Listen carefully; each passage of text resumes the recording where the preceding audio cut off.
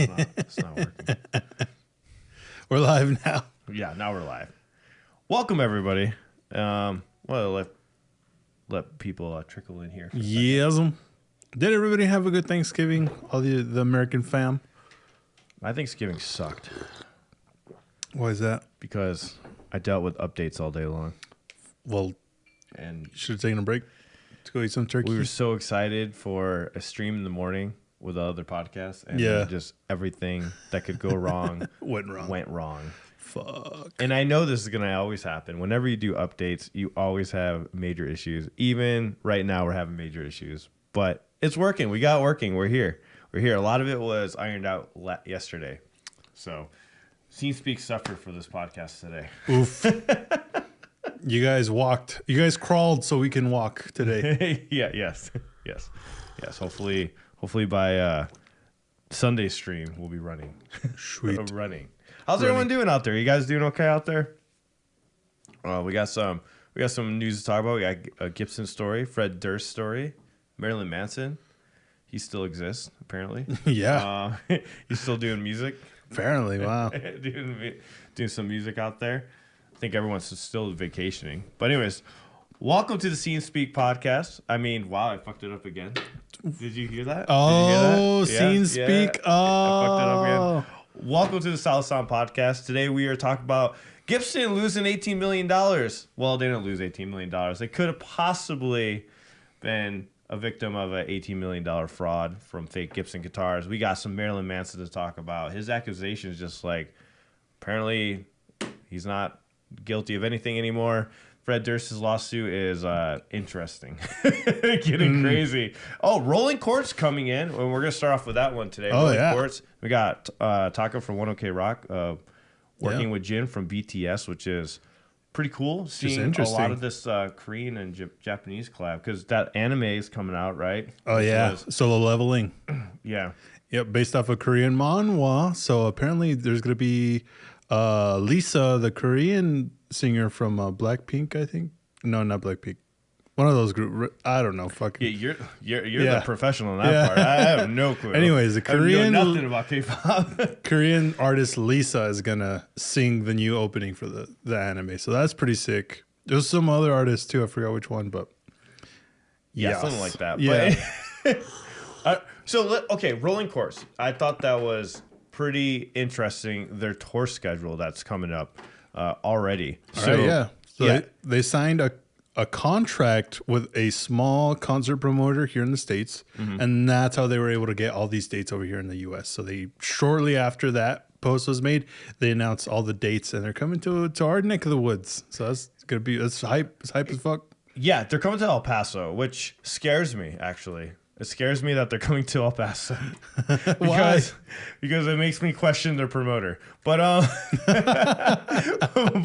there's an audience for them here. Yeah, I mean, I'm excited for them to come to El Paso. Like, we're going to go see them. We have a feeling they're going to be playing at the Lowbrow Palace here in El Paso, Texas. But this is a pretty extensive tour dates on here. I mean, even with Canada, they only get 3 dates, which is weird. Still crazy. I thought they'd do more, to be honest. They're like more on the West Coast. I think Toronto's more East Coast, Montreal. I'm not really sure where these are all located. Oh, there's another one too. There's a 4th one at the very end. It's in Vancouver. Oh, okay, Vancouver. There's Vancouver at the end. That makes sense. Seattle, Washington. So they are hitting the West Coast. Actually, it makes sense the way that they're traveling. You know, I can see that. That makes sense. So they did a really good job promoting it. I just remember the nightmare of the Firewind tour when the promoter did not do us a solid. And we had a couple dates that like the venue shut down the day of. Things like that. Oh, that sucks. It was pretty crazy. So is it even legal for Lisa to sing an anime opener? I thought Malay and Lisa had a state-sanctioned monopoly on anime openers. I have no idea. I mean, it seems like they do a lot of anime openings, but I think they have the biggest songs more so. Yeah. There's definitely a variety of anime openings with different artists for sure. Because Maximum Hormones had their big ones too. Yeah. Dude, they've done a couple. They're all based in Japan though, so that is strange because, like I said, Solo Leveling is based off a Korean manhwa. Yeah. So not a Japanese one, but they're doing it through a Japanese anime company, which is weird. Well, there's a lot of collabs happening, right? I mean, we have BTS and and 1OK Rock essentially doing a collab here. Oh yeah, there you go. I mean, so the B-side from Jin's recently released debut album, Happy, finds the K-pop superstar pining for a distant lover, while power vocalist Taka adds more grit and soaring runs to the song featuring the desperate refrain, "My heart beats for you, all for you, one step closer until I reach you." The original version of Falling was co-produced and co-written by Taka and 1OK Rock guitarist Toru. I listened to the song. I mean, it's good. The bass was the standout for me when I heard it. Honestly, to me, it just sounds like, we're getting a Korean version of like NSYNC or Backstreet Boys from back in the day. But I mean, it sounds good. I would add to it is better because you have actual instrumentation on it, But their voices I thought their voices complemented each other very well in this song, despite it being a slower ballady type song. I mean, it was good. It was solid as fuck. I'm trying to remember if I could tell the difference between both their voices because I don't think I could. Dang. No, it's pretty easy. It's pretty easy. If you know them well. Do you agree that it was grittier though? I don't know if it was grittier. No. It's a soft ballady song. None of them really belted anything in the song.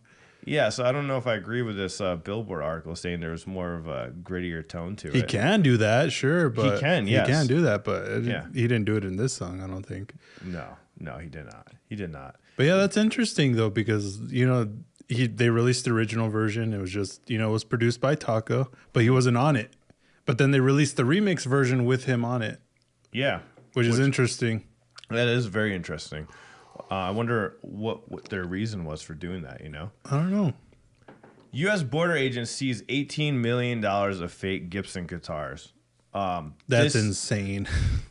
Yeah, so U.S. Customs and Border Protection officials in Los Angeles have made history by seizing over $18 million worth of counterfeit Gibson guitars in the largest fake musical instrument bust ever recorded. And I mean, Eric and I are used to this because Facebook Marketplace, and we're right next to the border.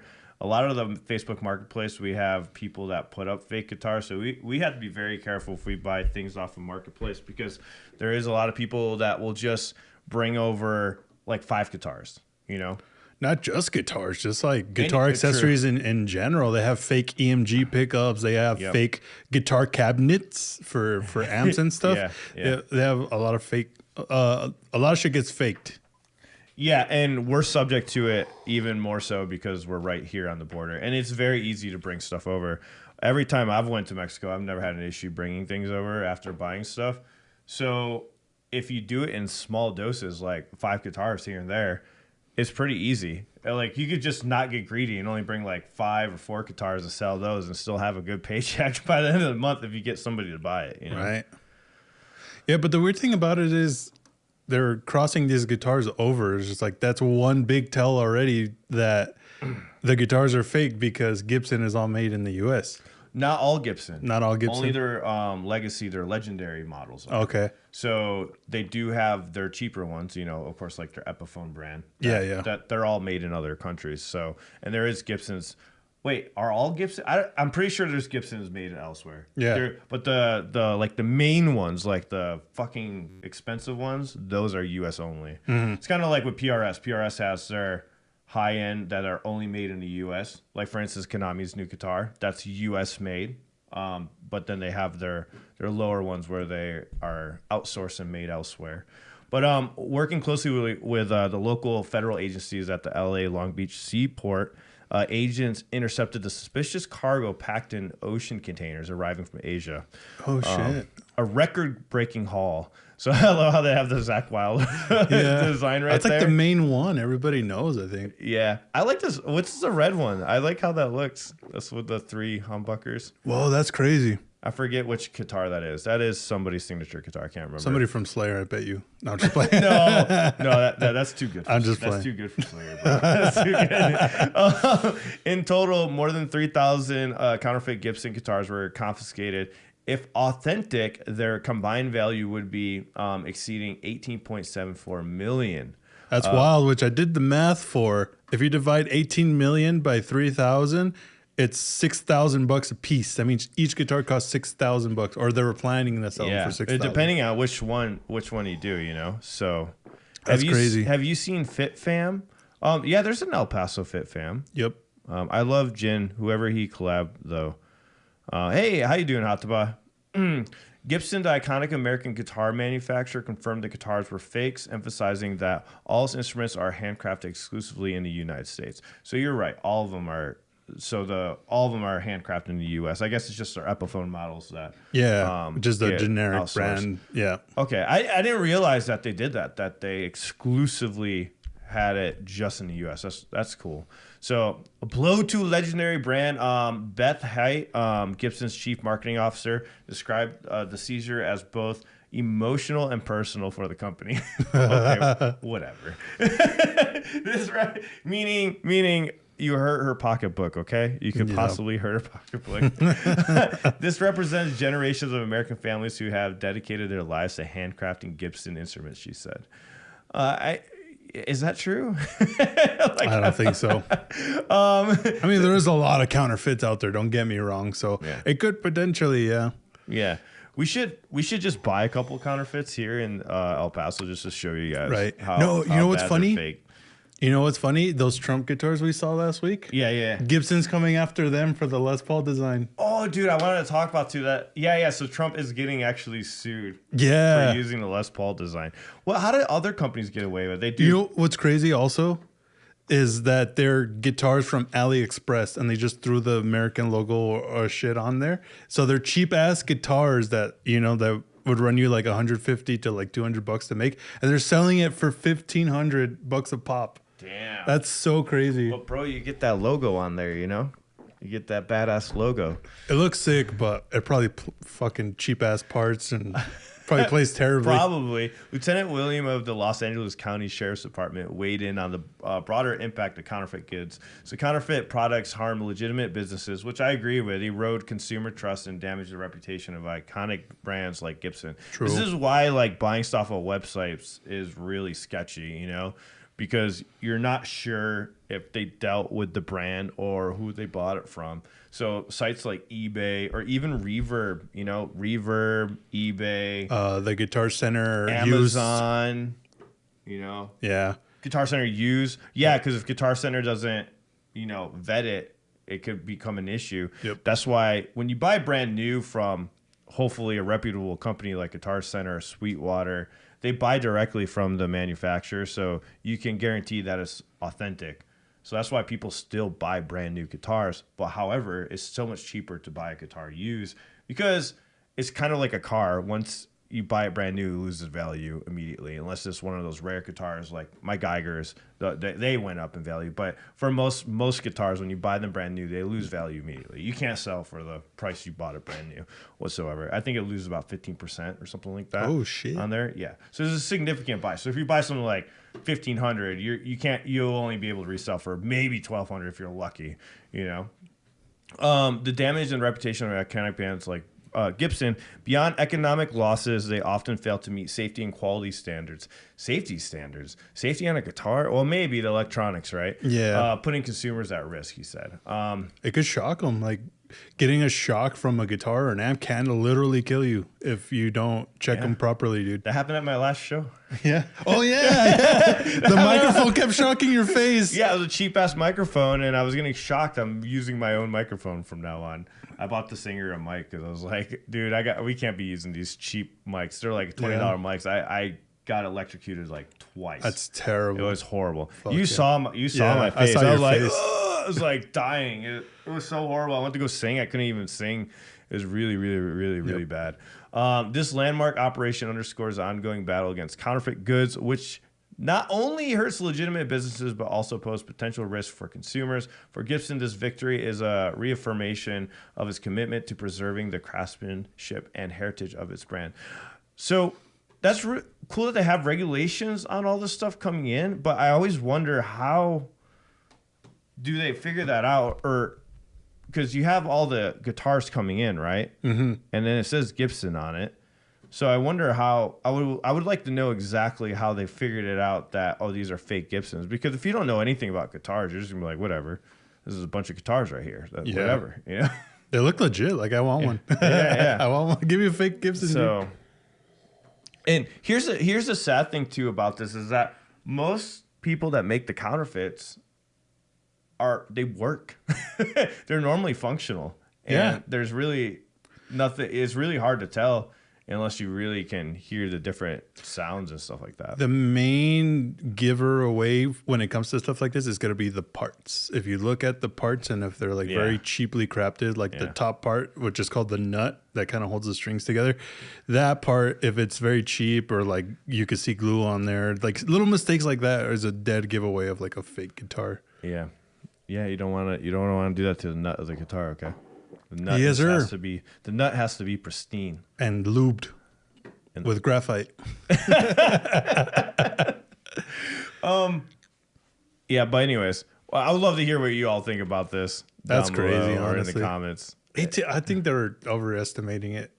Overestimating? I think they would have sold those Gibsons for like $500 a pop. You think so? Yeah. I mean, but then you're suspicious, right? Uh-huh. You're suspicious, so you're not gonna. Some people don't know. They're like, oh shit, $500 for a Gibson? Done. There was a scam on Facebook where they were doing $150 for Gibson guitars and Fender guitars. Yeah. Did you see that scam?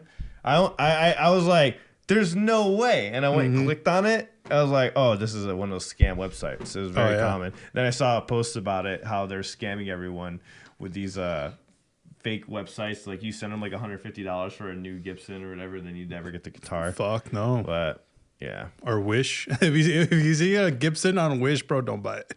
It's cheap. What are you talking about? It's probably fucking legit. It's probably or like, Temu. Or Temu. Yeah, Temu guitars are shit. Would you guys like us to do a review of Temu guitars? That'd be pretty funny. We should just would that be too controversial? Why? Why would it be controversial? Temu's kind of under scrutiny right now. I thought that got solved already. I thought we came to the conclusion that's a legit company that's very ethical. Anyways, Limp Bizkit's $200 million lawsuit against Universal. This story just keeps getting stranger and stranger on this one. So, Universal Music Group has taken a dramatic turn, with both sides presenting starkly contrasting narratives. The band alleges they haven't received royalties from their record deal for decades, despite selling an estimated 45 million albums and maintaining a significant streaming presence, including nearly 800 million streams this year. And I still don't understand how this went on for so long before they took legal action. I really don't. Yeah. I don't know why it took this long to do. So Fred Durst and his team claimed their investigation launched earlier this year with new representation uncovered fraudulent accounting practices by UMG. Notably, the UMG allegedly failed to alert the band about a $1 million payment to a software error. So while UMG recently paid $1.03 million to the band and $2.3 million to Fred Durst's former label, Flawless Records, Limp Bizkit insists these payments fall far short of what they are owed. And like, I'm really curious on how they're going to prove this. I really am. So UMG has denied the allegations, labeling them as baseless. They argue that Limp Bizkit members sold off their royalty shares, complicating the payment process. UMG also claims the lawsuit relies on misinterpretations, citing email exchanges with the band's management as evidence of transparency. The lawsuit seeks to void Limp Bizkit's recording contract, granting them ownership of their music and compensation exceeding $200 million. Yes. So that is insane. Imagine just losing your catalog and $200 million. Just like you lose all the rights to your music and all that money. The case's outcome could have widespread implications for artists challenging major labels over royalty disputes. And you know they were skimming off those royalties. You know they were. Oh yeah, for sure. Like in this case specifically, I'm with the artists. Yeah, well, 100%. Yeah. As a legal battle unfolds, the music industry will be closely watching for potential ripple effects on artist label dynamics. Yeah, some of these labels are probably like, oh fuck. So I mean, but Limp Bizkit's one of the few bands that are actually big enough and make enough money to be able to pursue this. You know what I mean? Do you think they just got enough money to finally do something about it? And there should be transparency with royalty programs. There really should. Yeah. There shouldn't be any discrepancies with that. I know. But again, with royalty programs, you can still manipulate. 100%. Yeah. I think with anything, you really just have to trust the person, like, which really sucks. I don't even know what is a good solution to avoid this, because anyone that makes a software program that helps organize all this, there's always going to be some way to fuck with it, no matter what, right? I mean, but what the internet has brought to everyone, and like with all these streaming services and stuff, like it brings independence to the artists. So now artists don't even need these labels anymore. So yes, which I think is great. I think it's great not to have any of these labels anymore. Yeah. So I think that's what people are going to be leaning towards from now on. Not just, it is nice to have a label though. I mean, they do help out with a lot. And it's like a whole team backing you up, basically. But yeah, they try to rip you off, take all your money and stuff. But Hot to Buy in the chat says Fred Durst's net worth is estimated at $20 million. Makes me wonder how much he actually has, since net worth is usually way off. Indeed, net worth is always way off. And remember, net worth includes like all your assets and stuff that you own. Who knows what he has as assets and stuff like that? I think it was the guy from Insane Clown Posse. He was doing an interview. He was just like, yeah, my estimated net worth was like $1 million. He was just like, yeah, I don't even have 100K in my bank account right now. Like, yeah, because net worth is just how much you are in assets or whatever. Because a lot of people are not going to keep cash in their account or anything like that, because with inflation and stuff, it'll become worthless over time, pretty much. That's why people say don't keep cash. You always want to have it in investments and stuff. Otherwise, it's going to be worthless. True. It's like pointless to save cash. Marilyn Manson legal battle takes a surprising turn. Do you remember the story about this? Yeah, apparently some kind of domestic abuse against one of his previous wives. Yeah, so former girlfriend. Marilyn Manson has officially dropped his high-profile defamation lawsuit against his former girlfriend, actress Evan Rachel Wood. This move comes just days after the release of the first album in 4 years, One Assassination Under God, Chapter 1. So I'm thinking that they just agreed on a settlement under the table. That's probably what happened. But we're going to talk about the backstory on this. What do you think? I'm thinking he saw the success of the album and the fact that he's got an upcoming tour and stuff. He saw that things were still going good despite all the allegations against him. So he was just like, well, you know what? It's not fucking me over like it fucked over Johnny Depp. So we could just end this and move on, kind of thing. That's what I'm thinking. Oh, because why? With Johnny Depp? Johnny Depp did get fucked over. I don't think he's ever recovered from that either, right? No, not at all. So there's also that. Let me pull you guys up to chat here. Again, it's probably one of those things where it's just like, oh, that's Marilyn Manson. Oh, Marilyn's doing that weird thing again. Probably. Yeah, let me get this. I can't see you, chat. But yeah, I honestly think that's what it is. Because if he pursues this, it's just going to mean more money on his side with the legal fees and all that stuff. And then it's not a surefire thing he's going to win. No, not at all. Defamation cases are usually pretty hard to prove. Yeah, and didn't he have a really good case for this, though? Overall? His numerous cases that have all either been that he's either won or the other person dropped. Ah, okay. Because in some cases, it's not worth it. You just spend way too much money on legal fees. For sure. Yeah, I think even with Johnny Depp winning his case, I don't think he even recovered most of his money back at all. Yeah, and then Amber Heard definitely didn't have the money to pay him back. Okay, I'm just pulling up the chat, guys. I'll get to the story here in a second. Crazy stuff. Yeah.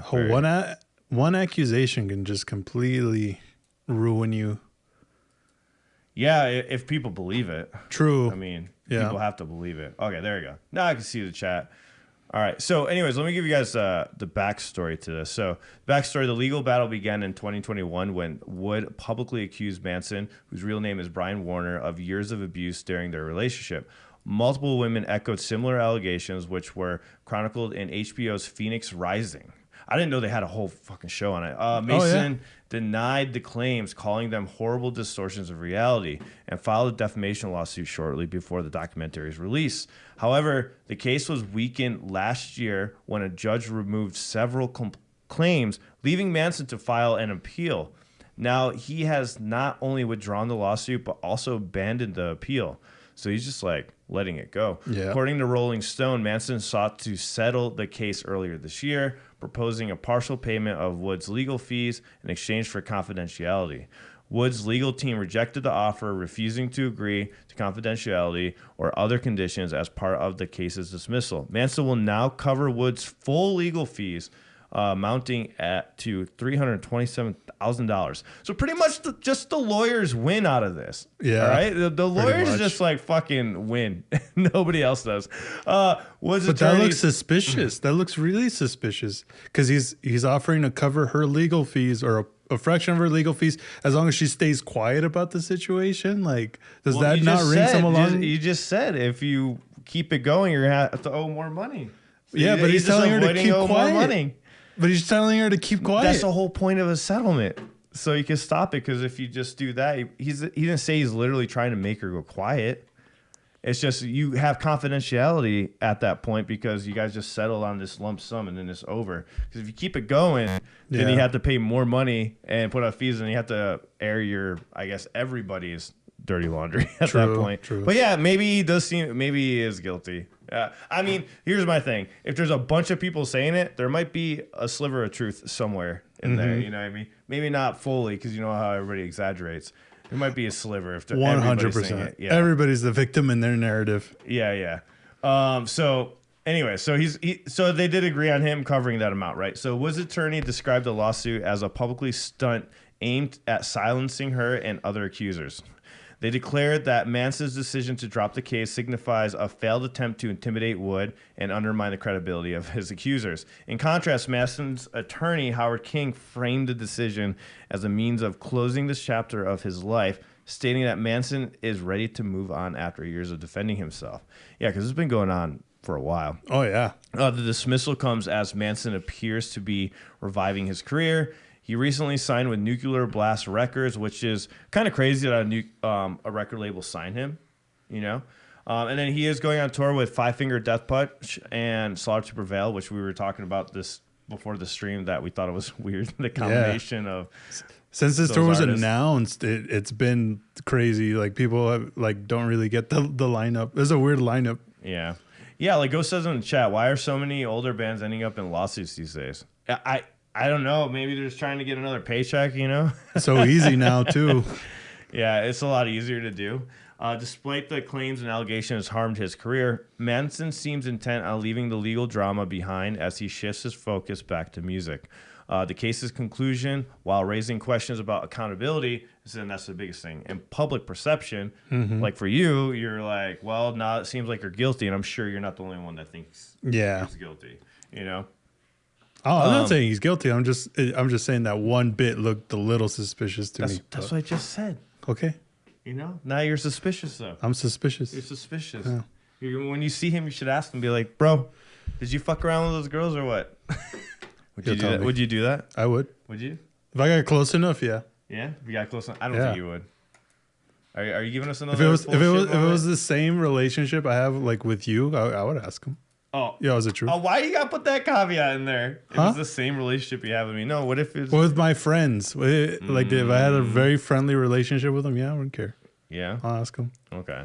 Anyways, Signal's a significant turning point for both Manson and Wood. Whether this resolution brings closure or sparks further discourse about abuse allegations in the entertainment industry remains to be seen. I think he's probably guilty, honestly. I think he's guilty of something. Maybe. He did something, man.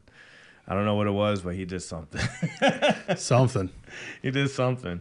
Because, like I said, I just don't think it comes out of nowhere. Don't get me wrong. There's definitely people that lie about stuff and exaggerate. And that is definitely a possibility that it was exaggerated for sure. Yeah. Probably was exaggerated.